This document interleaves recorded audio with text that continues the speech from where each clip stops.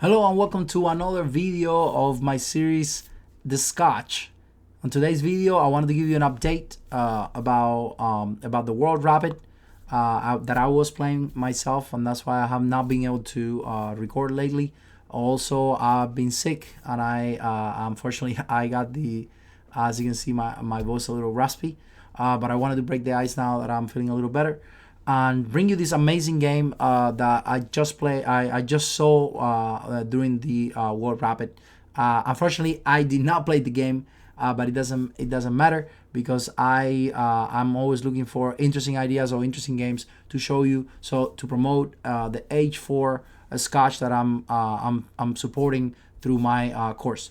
In today's game, we're gonna see my good friend and former teammate, Webster teammate, Vasif Durarbayli, in this awesome game where he follow up with the H4 line and the 92 follow up that we see in this position. So how do we start here? We're gonna go with E4, E5, knife 3, 96, and we're gonna get into the Scotch as recommended in the course. Knight takes D4, knight takes knight, pawn takes E5. We're gonna go quickly onto this, and bang, we got the H4 line, which I'm also very proud of Vasif for being one of the few top, maybe top 100 in the world that is consistently playing H4 in online games, and he proved it now by playing it with great results in the World Rapid. I tried to play the Scotch at the World Rapid and Blitz, but I wasn't lucky enough. People were just playing Sicilian against me, and then I switched to Queen's Gambit because I was not doing well against the Sicilian. So point is, I did not get to play the Scotch in this tournament. But it's okay because Vasif did, and we are gonna see some awesome games like this one. So after H4, if you got the course, my Mayhem the Scotch course, one of the most difficult moves is Queen E6. I'm dedicating two chapters to this move. One of them is with Knight D2, and the other one is with G3. They're both playable, they're both interesting, and you can find very interesting ideas on there. The idea that Vasif play, well, after 92, which is what I recommend in the course. I talked about a lot of other moves here more deeply, like knight b4 on how to play with d6, but I don't go very deeply into what to do specifically against e takes d6 and bishop takes d6. In fact, I do talked about knight b4. I talked about some more tactical ideas. Obviously, c takes d is really bad, giving white ray an advantage because of the pawns here. But I don't talk much about bishop takes d6, and I thought this was a very interesting game that shows you how to play bishop d6. Probably the reason why I didn't talk about bishop d6 is because it's already looking very bad for black, especially with those two pawns sitting double isolated with no future of changing. So, but I still think that it is important to know what to do here, and I think the best move by far is knight c4, like Vasif played in this game. Beautiful move, very important because we are lacking a couple of things. We're lacking developing. We are dealing with knight 4. We're dealing with knight b4, and those two moves are extremely important here. We don't want to trade the queen yet because we don't want to develop. Because this king is not yet castle neither. We're also not in a rush. We kind of wish black took us instead. So Vasif played knight c4 is the best move. And the interesting thing about this move is that it's not just randomly moving the knight to a place. We could have moved it here too, but it's also taking the bishop. Now this is a little bit of a weird move, but because if you castle, first I'm gonna take the queen because I don't want to do this. I don't want to deal with my king being in the center. So the idea here is that I want to take the queen. You're gonna have to take with the bishop because nobody will take with the isolated pawn. Then I won't take here because that's a horrible pawn that I'm not gonna fix. But after you take with the bishop, I will take the bishop because I just need to close that file and I want to keep my bishop pair. This position is already very comfortable for white. I believe with just bishop d2 and long castle, white has a pretty good solid long-term advantage because you have the hanging pawns, but you also have the bishop pair. That's why I don't think this is a good idea for black. That's why in the game, black made what looks like to be the best move, which is bishop c5. Vasif follows up this with a very strong move too. All of these moves were actually kind of new for me as an idea because I thought, any trade queens and just develop, it's easy. But I really like the specific development here for Vasif. I have a feeling he knew this already before the game. So a3, the idea to stop knight before, very simple.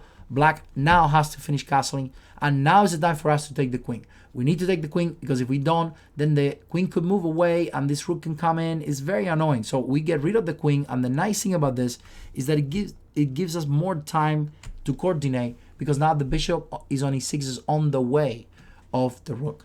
So white here made another really strong move, bishop d3. All of these moves are very important. You got to really get an idea why it's happening and why we do them. But it is very straightforward too. We want to get rid of bishop f5. We don't want to give that bishop a target, so that the rook doesn't speed up the process of putting itself on the semi-open file, or the file. So if you go rook e8 now, I'm just going to castle, which is what happened in the game. And bang, we finally got our development done. And now we have a very comfortable endgame where we are only playing for 2 results. And that's why I don't think this line is very good for black. I think black can find things are other lines are a little more entertaining. This one is a suffering. I mean, I would not want to play black here. I got very nice pawn structure. I got the knight 5, the knight 5. All my problems were this king, and I already solved them. I'm playing bishop d2. I don't mind trading rooks. I don't mind trading anything as long as I keep those pawns in there. So you can see how bad things can get very quickly. Black played a5.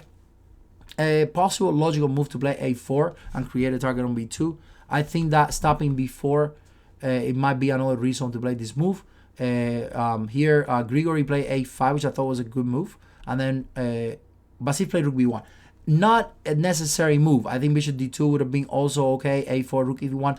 White had a great position. He played rook b1, probably a prophylactic move. Keep in mind, this is a rapid game. Lots more mistakes than you do in a regular normal long game. But still very instructive. He wants to protect b2. Maybe get b4 anywhere at some point. Maybe get out this diagonal. Not really sure what the move is for. I think bishop d2 was better probably. But anyway, rook e1. And now black makes a move that probably was a mistake.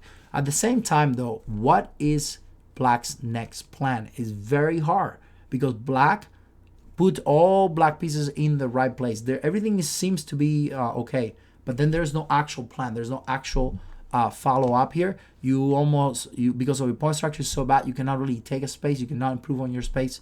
So you're left with maybe the file to put the rook on here, but then I'm going to put my bishop here. Then you got to deal with knight 5. So there's a lot of issues here for black. So black tries to trade the knight, and thinking that, of course, if I take the knight, they want to fix up the pawn structure. And now we don't have knight 5. We do have knight 5, but that move will definitely pin that knight eventually with some bishop a2. It's a little risky, but then here Vasif comes up with an amazing move. Again, typical of the position, something you need to learn. Against this knight b6 with the bishop being here, you have this incredible move, bishop e3, bang. And now we can see a little more about why Vasif played the move rook b1 to protect that pawn b2 indirectly. So if you go knight takes c4, I go bishop takes c5, and you don't have knight takes b2. You see, there's always a reason for certain moves, especially when you see it from a top strong player like Vasif. And I'm sure he knew this. Maybe he thought about it during the game, but it is important to know these little tactics so you don't let your opponent go away with inequality. So after bishop takes e3, which I thought was also the only move too, because you cannot move back because I take the pawn. Bishop takes, knight takes. Now we can pretty much stop here for a second. Let's say g6 is what happened in the game, g3. And here we can really stop and appreciate what we just accomplished. I mean, we just got out of the opening. We did not do anything special. We traded queens, we traded a bishop, we traded a couple of knights. But now is when black is going to start suffering. This is the type of positions that you don't want to play as black, right? It looks very scary. I don't think we have to do anything special. Maybe improve my pieces, maybe my rook, my king, move around. I can trade knights, I can trade bishops. I don't mind trading anything.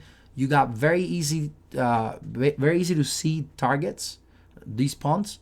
What is black's contemplate? Well, it's not clear, right? So in a couple of moves, I mean, your opponent, black play f5 here. Vasif's opponent play f5, trying to go king f7. Very smart, trying to activate. And here, a move like king g2 was played with the idea of king f3, king f4. And after a couple of moves, I'm gonna go very quickly on here because I think at this point we already accomplished the purpose of the Scotch, which is getting a very good endgame with a very good pawn structure and a very clear plan, which is attacking those pawns eventually, improving our pieces, improving our king, etc. So we're gonna go very quickly here. Vasif basically did exactly what we said, just double the rooks on the e file, target that bishop, maybe the rook. Again, we are okay with trading rooks. We just wanna target that pawn eventually, maybe with the king or whatever pieces left. Black plays bishop f7, and now Vasif made a very strong move, g4, very cool, trying to go g5, but more than anything, he wants those rooks in the 7th rank or somewhere. So g4, very cool move to try to go g5. And then knight d5 was played. Vasif followed that with check on g5, kicking the king back to where he came from. And after knight takes d5, bishop takes d5, king g3, Vasif got a huge advantage.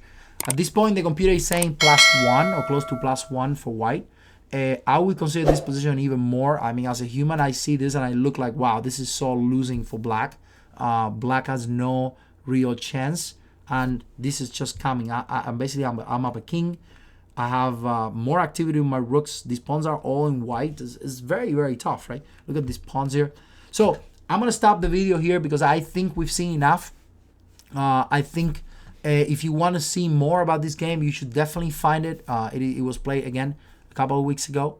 And it's just an incredibly instructive game that you should look deeply, but especially how to get to this point here, what he did, and the opening part of it was very, very interesting. And I hope you enjoyed this, and I'll be back with more videos in the next couple of weeks as my voice gets better. And thank you guys for watching.